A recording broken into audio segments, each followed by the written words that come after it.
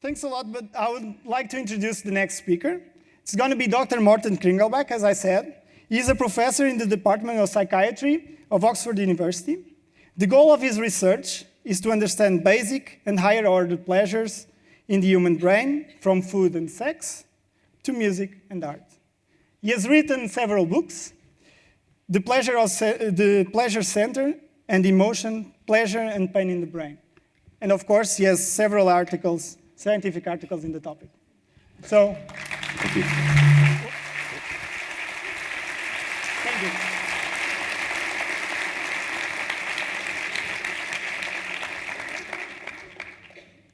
What a wonderful pleasure to be back. Portugal is really one of my favorite countries. I've come here since the mid-80s, and it never ceases to amaze me how things change and yet stay the same. I had the wonderful opportunity to have a dinner beforehand, and I had my favorite dish, pork cheeks. Where else would you find pork cheeks? It's not quite like suckling pig, but almost. So what I'm going to talk to you today about pleasure and the possible link to happiness. I'm going to show you some of the experiments we've done. I'm going to talk to you how we can sing the mind electric, how we can change it by putting electrodes into the brain, how we can change it in much less invasive ways by looking at what happens with kids. But first and foremost, of course, it's going to be a wild ride, so let's start. What is it about the brain? How is it that we can change it? Well, we can change it in many ways, and one of the things is that we can drill holes into people's brains and put electrodes in here. Here's a good colleague and friend of mine, Thibaut Assis, professor of neurosurgery in Oxford, talking to a potential future patient about one of the treatments that he has helped, which is helping a lot of people here. He's showing the data on a young girl with dystonia, which is a movement disorder. I'm going to show you something that has become very popular. 90,000 people have been implanted with this. This is a patient who has Parkinsonian tremors only on one side, and you'll see in a moment, and he'll turn himself off. So in other words, he has an electrode in his brain, he has a battery in his chest, and he's going to turn himself off. But have a look at this. The probe that is placed into the brain, I understand, comes level with the top of the nose and the ear. And it is connected to a battery in my chest, underneath the skin in my chest here. And this is controlled. I can control the amount of the voltage going in, I can control the length of time that the pulse is, and I can identify the number of times per second that it goes in. And I'll turn myself off now.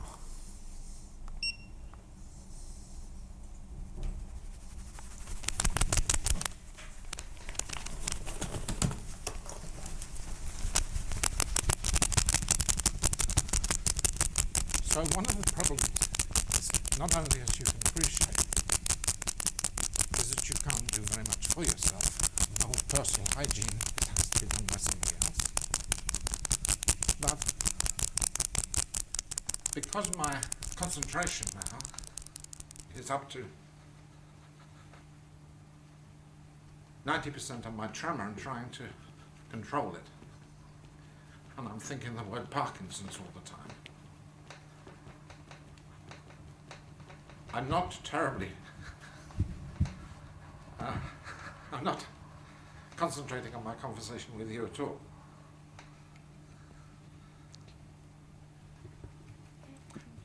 Now this looks a bit cruel, but it's very important that they keep their autonomy, so he has to be able to turn himself back on, which is what he'll do now. You see, he's finding it slightly difficult. Notice also how his leg is going.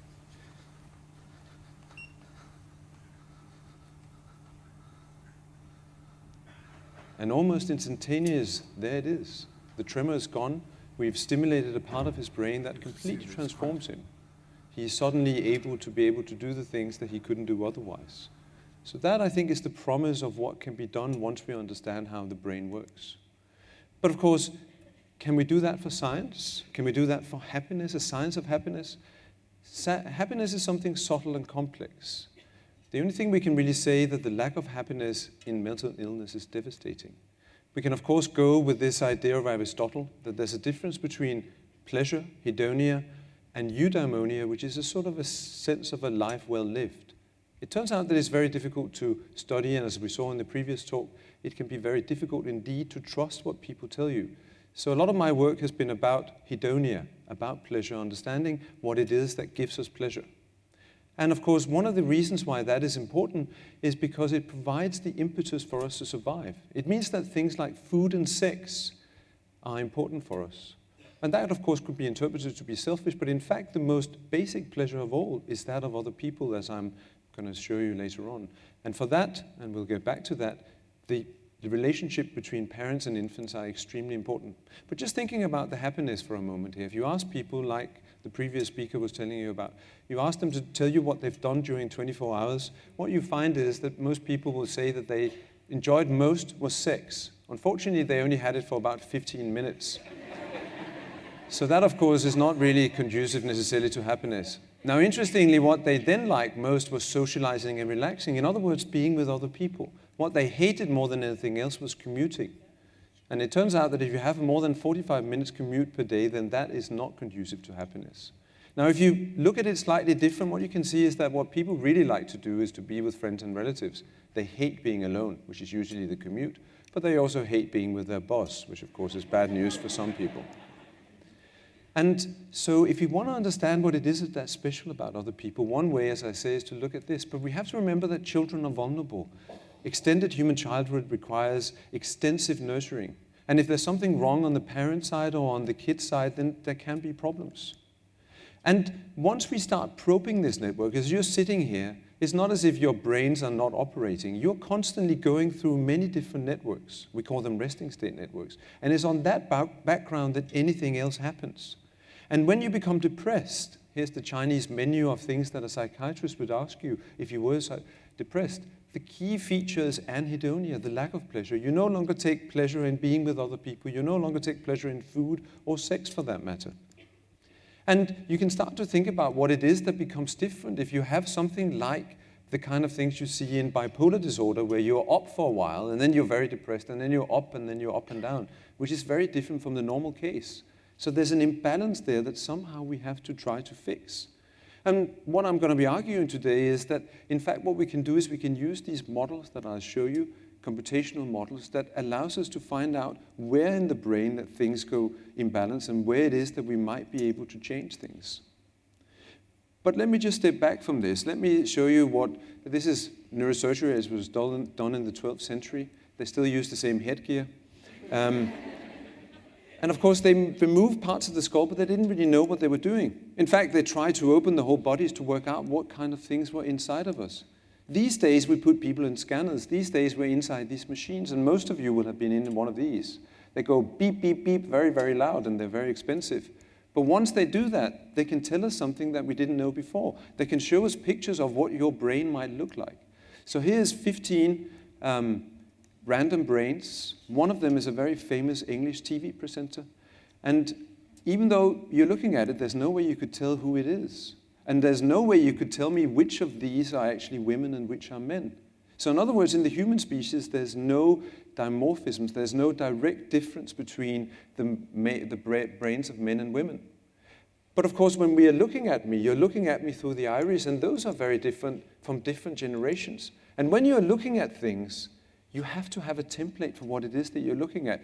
When you're looking at this, you can't see what it is, but all I have to do is show you this, and then you can't help yourself but see these two little girls playing in the field. And so what is it that's really happening in your brain? Well, what is happening, and this is what I'm trying to show you with this particular animation, a skull. Most of my friends see this, they say, "Oh, Morten, yes, a skull, Hamlet. You're very Danish, aren't you?" But in fact, what I'm trying to show you is the parts of your brain, and I'll show you now in a different kind of view. Here I'm showing you right in front. Here I'm showing you from the side with the eyes being here, and here I'm seeing you from top. Here you can see in red is where vision comes in. It comes through your eyes, it goes to the back of your brain. Here is where touch is, here's where smell, and here's taste and smell. But the interesting thing about this particular map is actually, as always, where you haven't got anything on the map. All the white spaces, here be dragons, as they wrote on the old maps. This is where all of this comes together and you try to make sense of it. This is where you try to make sense of something being pleasurable or not. And that's really what I'm interested in. But why we were interested in it, and I also thought, and given that this is normally a place where artists and scientists play together, I thought I might as well come out and tell you that I have played a lot with artists. And we've made a series of sculptures that in fact is trying to show what it's like to be that person that experiences the world. So this is probably the first 21st century portrait of somebody experiencing the world. Seeing Sense, we called it, with Annie Cattrall, who's the sculptress who I work with. But what is it then about chocolate? And you can see there's a certain resemblance to the picture that I was shown earlier. But what is it? What is it about pleasure that gives us this kind of experience where we feel that our head could explode or that we are thinking about other things? And why is it important in the first place? Well, my argument is, apart from having a lot of good time studying pleasure, I think if we could understand pleasure, we could also understand anhedonia, and therefore we could help those where it doesn't work, namely in neuropsychiatric disorders. And so what is it really when we say that something gives us pleasure? It's not just one thing, is it? A lot of people will say it's not really a science, but it is a science. There's evolutionary reasons why it's there, but there's also, if you think about it, if you think about being very hungry, you know that you want something, you're looking for food, you're in an appetitive phase where you want most of the time, but you could also like something or think that you will come to like something. At some point you will have enough food, you will have gathered it, or you will be in a restaurant, and then you start liking things. And after a while, and maybe as in the case of sex, you have something happening at the end, and then you can't have any more. And then that's it. You have to do something else. So this is a pleasure cycle. And my main argument here is that pleasure is what makes these state transitions. This is what makes the brain go through these various cycles. And what is important here as well is that if you have a mental illness, if you have a neuropsychiatric disorder, you find it problematic to go through these stages. You're no longer able to do that. And of course, that's not particularly good if you want to survive. So the study that I always wanted to do in Oxford was to do a sex study. Now in England, we're meant to close our eyes and think of England. So I couldn't get the ethical approval to do it, so I had to ally myself with the Dutch. So this is a study that I did with my friend Janneke Georgiadis, who's a Dutch neuroscientist, who looked at that perennial problem, namely female orgasms. So I don't know if you've seen this film of Woody Allen where his soon-to-be ex-wife looked at him in disgust and goes, "I faked all my orgasms." And Woody kind of puffs himself up and goes, "So did I." And Woody might be able to do it, but the rest of us find it difficult. So this is the only study that I know where they put people in brain scanners and where there could only be women in there, simply because it's so hard for men to fake it. Now, what he did was he had women have orgasms by their heterosexual partner, and he looked at the difference between them faking it and having the orgasm. And what you find is that there's a difference, and there's specifically a difference in the frontal part of the brain. I'm not going to tell you how they knew, because I got into trouble. There were two young ladies that came up to me one day and said, "Don't tell me, don't tell us, and don't tell our husbands." But the key thing here, just coming back to this idea of a pleasure cycle, is that there are different parts of your brain being active when you desire something, when you're aroused about something, which is different from when you're on the plateau phase before you have your orgasm, which is then again different from when you can no longer think about sex and will have to think about baseball or something else. So again, my contention here is that pleasure is basically what makes these different networks change. And of course, it's not that different if you think about things like food. I just had these wonderful pork cheeks, but when they brought out the chocolate dessert, suddenly there was more room. I had my extra dessert stomach out, as my daughters would say. So I did a study where I looked at exactly this. What is it about when you've had something, you selectively sated on something sweet, and you now have something sour, or vice versa? And it turns out that it's in the frontal part of your brain, in the orbital frontal cortex, where this happens. And not only that, when you have drugs, and go figure this, I couldn't do sex study, but I could do crystal meth. So I did crystal meth in drug-naive subjects. I'm not sure how drug-naive the Oxford undergraduates were, but they at least swore that they had never tried crystal meth. Now, when I did that, what I found was that they've basically had activity in the pleasure system, suggesting that, of course, drugs are very, very pleasurable when you first try them. The big problem because when you can't stop actually doing it. And go figure this, I could do a gambling study and show the same part of the brain was involved when you won and when you lost big sums of money. So that now tells us that there's a whole system in here of different brain regions talking to each other as we go through these cycles. And I've really just talking about the electrical activity, but of course there are neurotransmitters that have to be active. It turns out that dopamine is not about pleasure, it's about wanting, it's about desire, while opioids is very much about pleasure. But that's another story for another day. What I'd just like to show you here is what happens when you have a phantom limb. If you have a hand that is no longer there and you have pain in there, and if I then put an electrode into your brain and stimulate at 20 hertz, I can make that pain go away. And when I turn it up to 50 hertz, the pain comes back, and when I turn it up to 90 hertz, it becomes unbearable. Now, if I put you into another scanner called an MEG scanner, which measures with much finer time resolution what goes on in my brain, I can show that even though I'm stimulating deep in the brain, I'm manipulating this part of the pleasure center, the orbital frontal cortex.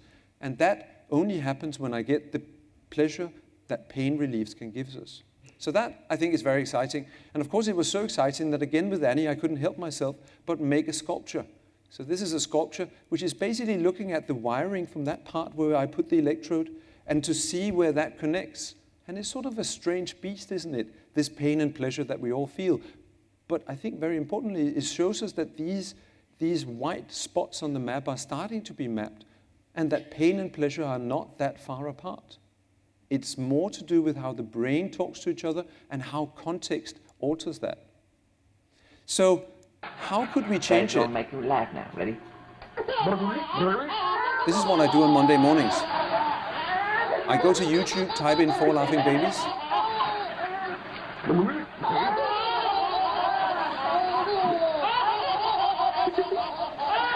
Doesn't that make you feel happy? And it just goes on and on and on. Do it again.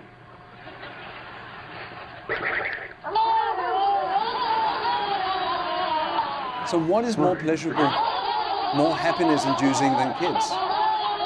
Yeah, it's difficult to make them shut up. What is it about growing up in a sink and still becoming happy, becoming fulfilled? Now, 90% of the kids under 7 years of age lives in low and middle income countries. And I've done a meta-analysis, and it's shown that up to 50% of mothers in low and middle income countries suffer from postnatal depression. So even though they may grow up like this, they're not getting the kind of context that they need. So a lot of my work has been trying to find out what is special about babies and how can we help with that. So what's special about babies is the way they look, the way they sound. They have these kind of exaggerated foreheads. They have very special vocalizations that we can't help but constantly look to. Now, Konrad Lorenz, this guy with the ducks, the geese rather, showed that there's a thing called imprinting. He also said that that's not just true for humans, but for all mammals and other species. And Walt Disney was listening. He turned Mickey Mouse from a really quite nasty rodent to quite a lovely little one, much more baby-like. So what is it about that template? So I was interested in this. I put people that had not yet had kids, put them in a scanner, this hairdryer, it looks like a giant hairdryer, but it turns out that it can measure very quickly what happens in your brain. And what we found was very surprising. I had thought that things would come to the back of my brain and then eventually it would flow to the front of the brain. That's not what happened. What happened was at the same time as I recognized that there was a face, whether it was a baby face or an adult face, there was activity in the orbital frontal cortex. And remember, this is in parents, non-parents rather, this is in adults who are not yet parents. So that's quite potentially very important because that shows us that all of us have this attraction to babies. And not only that, not just to the way they look, but also the way they sound. We did another study where we had baby crying, actresses winning Oscars crying, and dogs. And only for the babies did we find activity in the orbital frontal cortex. Again, super fast. Within 1/7 of a second, you're aware that there's a baby crying somewhere and you've got to run to do something, which is why it's awful to be on a plane where there's a baby crying and you really want to help the parents just because you know how to do it, right? Now, look at this baby here. This is a beautiful baby, and yet all we notice is the way that there's a little cleft. And because there is that little cleft, we cannot help ourselves look at it. And because there is that little cleft, that response that I showed you before in the orbital frontal cortex is no longer there. Suddenly, it becomes a lot harder to bond with your baby. Suddenly, it becomes a lot harder to actually make a difference for that baby. And at the moment, we're trying to see whether we can find ways of just focusing on the eyes. Getting people to bond with that baby is natural, and it can be done, but I think it needs to be done. And so what then happens if you grow up and things become really difficult? If you become like this, or you have an eating disorder, or you might even be like in one of Munch's paintings.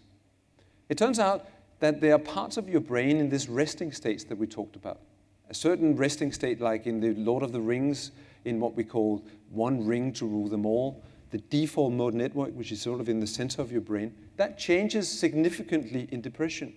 And in studies where they've given them ECT, which is still the best treatment for depression, which makes people forget who they are, but makes them less depressed, maybe for the same reason. What happens here is that you change the brain. And we become interested in trying to model this. And my group, with many of my postdocs and my PhD, and in fact one of my Portuguese postdocs who are here tonight, Joana Cabral, used these kind of models to see whether we could find out how the brain was wired up and see how different regions talk to each other. It's not fair to throw such a big equation at you, but all it really tells you is that there are different parts of the brain talking to each other. And when you do that, you get into this funny situation that if they are too tightly bound together, you end up with a very tightly synchrony where everything is doing the same thing at the same time. If they are not so tightly bound together, they become incoherent. But if they're in just the right metastable region here, you end up with cluster synchrony, where things go up and down in a nice kind of skipping rope kind of way. So I'm sure you've all been skipping rope, two girls doing this. Unless they're in complete synchrony, the girl in the middle won't be able to actually jump through those hoops. And this is exactly what your brain is doing at all times. And there's good evidence now to suggest that either because of wiring problems or other problems, that you suddenly move away from this. If you don't move away from it, we can show with these models that we can basically model what the normal brain looks like. So we can take your brain, take it out of it, the wiring out of it, and we can predict how your brain will do as you're just sitting here in a resting state. And not just the resting state, but also when you do tasks.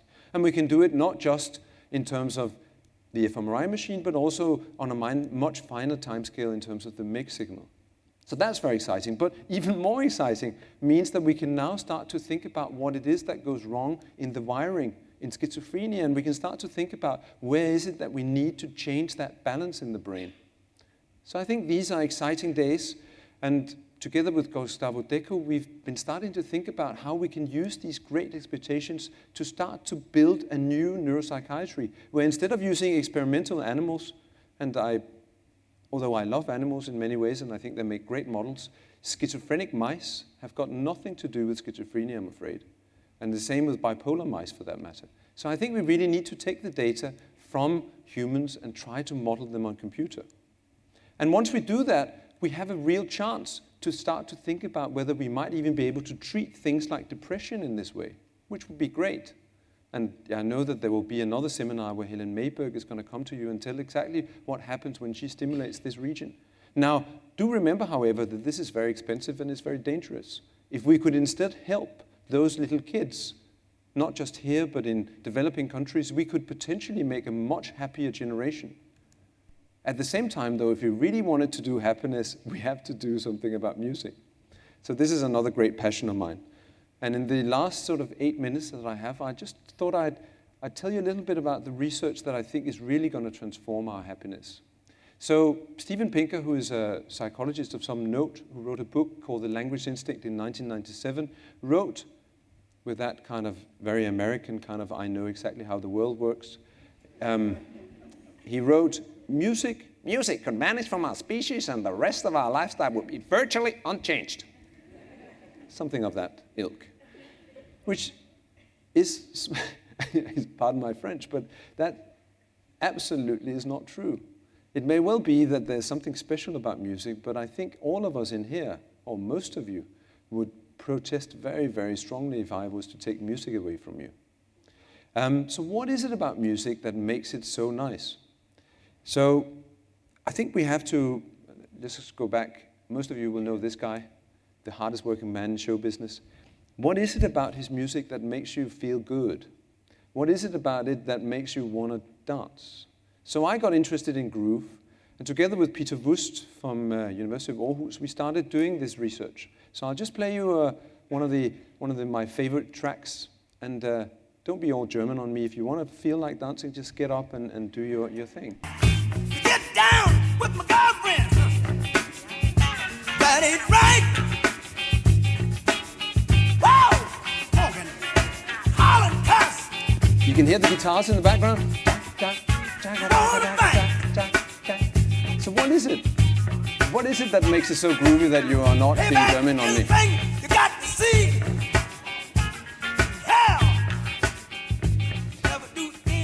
Now, let's think about the science here. There's a beat in there somewhere, right?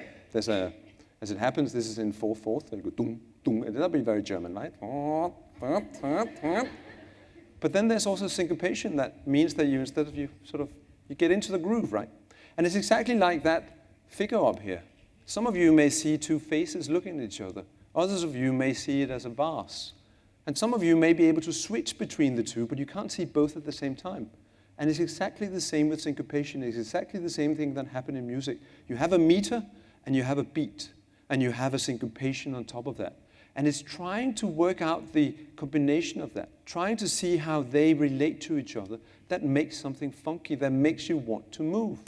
So we got very excited about this, and we took the sort of famous drum breaks from funk music, and we MIDI-sized them, so we put them with a snare and a hi-hat, and then we got people to rate them. And then we got them to dance around with Wii controllers, so we could see how they were shaking their booty. And we got to put them in scanners to see what it was that was happening in their brains. Because one of the key things about music is that it's a pleasure and a piece of happiness that lasts for a long time, and is usually with other people. Anyway, so we had, and I'll just give you 3 different versions of the kind of stimuli. So we had one where we didn't have a lot of syncopation in. That's the one you're going to hear now. It's kind of difficult to dance to, isn't it?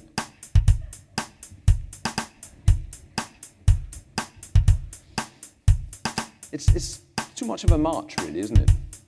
So what we then thought, why don't we add a little bit of spice, a little bit of syncopation? We still keep the amount of entropy constant, but we just add a little bit more. So we did that. And suddenly, right?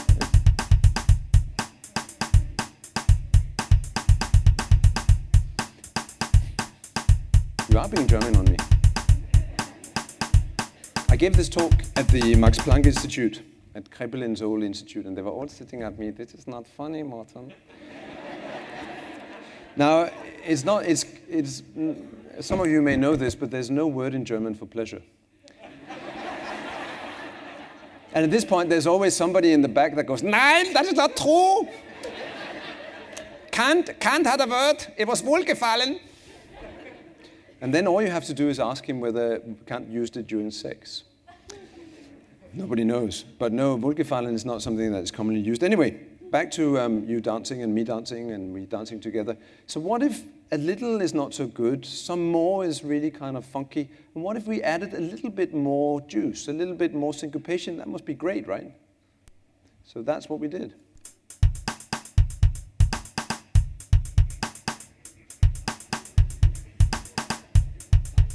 It's sort of more robotic, right? Yeah. So that's, I think, potentially quite important and exciting. And so we got people to ask, we asked them during this how much they wanted to move, how much they liked what they heard. And what we found was this inverted U shape that you see up here. So the ones I showed you first are the ones with low syncopation.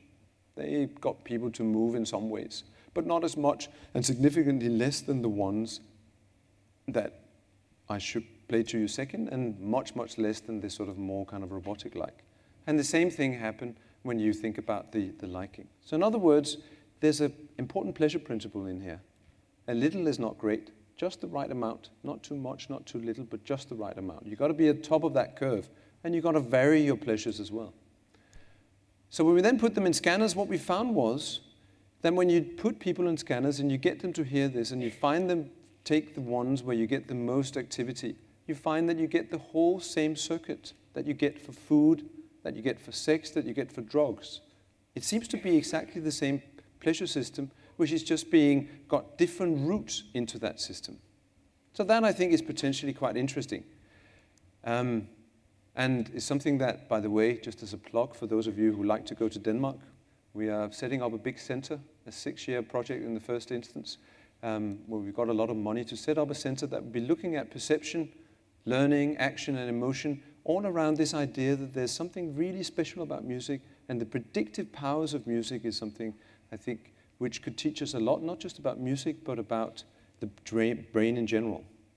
Anyway, just to conclude, because my time is almost off, what is it about pleasure or happiness and well-being?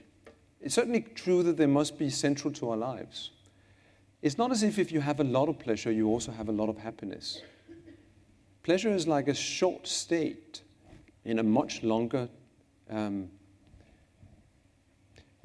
thing, which we call happiness. Now that thing, we know we can't have if we don't have any pleasure.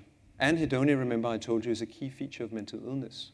I've told you a lot about how it is that these networks are mapped. I've told you how we can use things like deep brain stimulation and drugs. But I think the really important thing when it comes to pleasure is about the development of pleasure.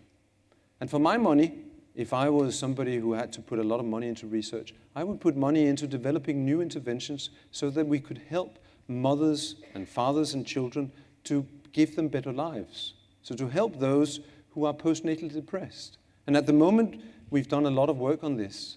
And we have a video trial, for instance, at the moment where we got a camera on the baby and on the mother. And what we do is a lot of these mothers who are postnatally depressed don't really seem to think that their babies love them anymore. But of course, because you've got a camera on both of them, and there may be things wrong when they're doing feeding and so on, but you're not focusing on that, you're focusing on the positive.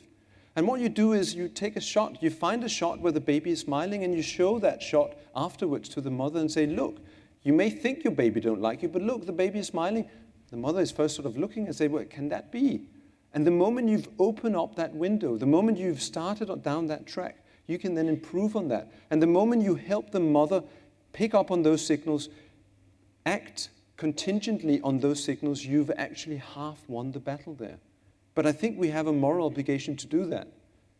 And I think, in many ways, one of the reasons why I'm doing this is to try to make the world a better place by looking at exactly this particular relationship. I've also got a big project which, it may surprise you, but nobody actually knows what happens to us when we become parents. It's the one thing that all of us share in this room is that we have parents. And yet we have no idea what happens to the brain as it goes from not being a parent and then becoming a parent. And for the first time ever, we will be scanning people doing that. So if you're thinking about becoming pregnant, this might be the time. I might even be able to help you. No. So with no further ado, though, lots of work to be done. I've written some books, as I already said. If you write a pink book like this in Oxford, your colleagues look at you and go, Morten, are you sure that's science? And then you have to write a magnum opus, the kind of book when thrown from third floor can kill a man, where you can get all the gory details of pleasure. I've also recently written a textbook on emotion, which, as always, because I'm a one-trick pony, is all about pleasure and pain in the brain. But that will give you all of the sort of insights of how it is that these wonderful molecules, these emotions that are multifaceted, how they can really be thought of being built up by smaller atoms of pleasure and pain. And then sometimes that goes awry. And one of the big problems, as was also mentioned in the first talk, is of course our huge level of consumption, which doesn't really bring us happiness. Because the only thing that really brings us happiness is other people. And I think it's very important to remember that this kind of buy is not going to help us. It's just going to put us even further into the mess that we're in. And in terms of my personal life, these are the people that have helped me do this exciting work. And for them, I think, thank you.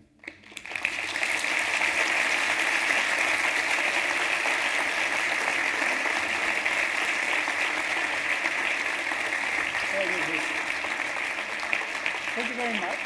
Is this on? Yeah. So thank you very much. And now we have time for a couple of questions. So please just raise your hand and go ahead and ask a question. Don't be shy. Pick me.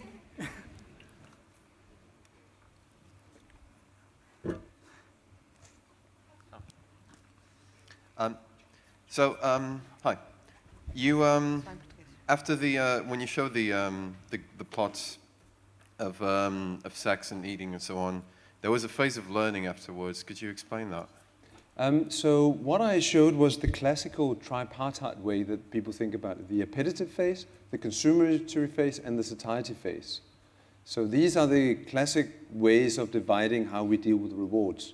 And what I said was that the appetitive phase is dominated by wanting, but there could be moments of liking, and there certainly could be moments of learning in there. And there is all the time. After all, it would be quite useful to know where it is that you got the food in the first place. In the second phase, it's dominated by liking, but that doesn't mean that there couldn't be wanting in there. It couldn't mean that we couldn't suddenly have something and look at somebody else's plate and desire what they have on their plate. And of course, it could also be some learning in there that we probably couldn't just steal it from their plate. So there could be learning there as well. Now in the satiety phase, however, it's quite unusual for there to be neither wanting or liking. And sometimes there's learning, but not always. So in other words, learning is distributed throughout the cycle, but it comes in at different points depending on many different contextual factors. Does that explain? But is there some special chemistry happening at the end that doesn't happen during the two previous phases that enhances learning? If there's something special chemistry or yeah, sorry. in the brain, I mean. So it's difficult to know exactly what happens because as it happens, the satiety phase is one of the phases that has been least studied. Very few people have done brain scanning or any other kind of discovery in experimental animals of what happens when you've had too much of something, so when you have to change your behavioral strategy.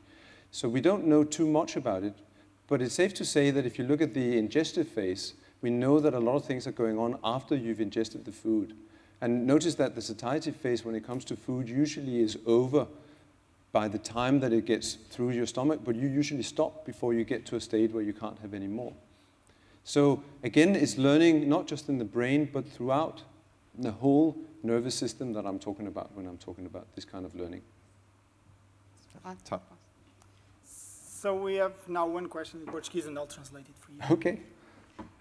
Eu queria fazer uma questão relacionada com a área psiquiátrica, das patologias psiquiátricas, nomeadamente a esquizofrenia que falou, que no nosso país, em Portugal, eu não sei a realidade fora de Portugal, mas que tem estado sempre muito separada da parte neurológica. Os doentes são só avaliados psicologicamente, tomam medicamentos na área dos antipsicóticos, mas nunca se lhes faz um eletrocefalograma, nunca lhes faz nada disso. You're testing his long-term memory here. Ok. Temos a pergunta por parte. Desculpe. So she's asking about the relation between the psychiatric disorders and the neurological problems. So, se quiser continuar a pergunta de maneira a conseguir perceber exatamente qual é a questão. Pois, a parte da esquizofrenia, no caso concreto da esquizofrenia, que muitas vezes há quem atribua causas hereditárias, ou causas hereditary causes for schizophrenia, ou causas de traumatismos no período perinatal. Okay, so traumatic E o que é certo é que muitas vezes pessoas aparecem com essas desordens muito tardiamente na vida, aos 45 anos.